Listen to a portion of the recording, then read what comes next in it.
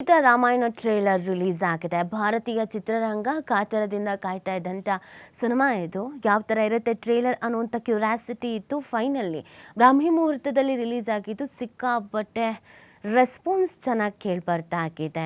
ಅಭಿಮಾನಿಗಳು ಕಾತರದಿಂದ ಕಾದು ಕೂತು ಈ ಒಂದು ಟ್ರೇಲರನ್ನು ನೋಡಿದ್ದಾರೆ.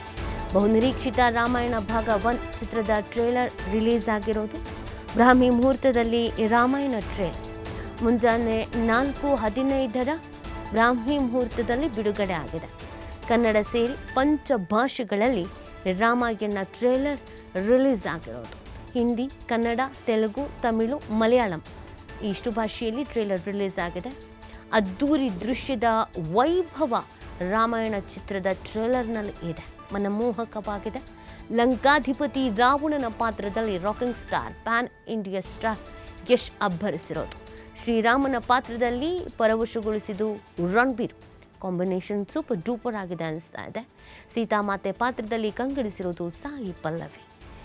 ಈ ಪಾತ್ರ ಇವರೇ ಮಾಡ್ತಾರೆ ಅಂದಾಗ್ಲೇ ಸಾಕಷ್ಟು ಚರ್ಚೆಗಳಾಗಿತ್ತು.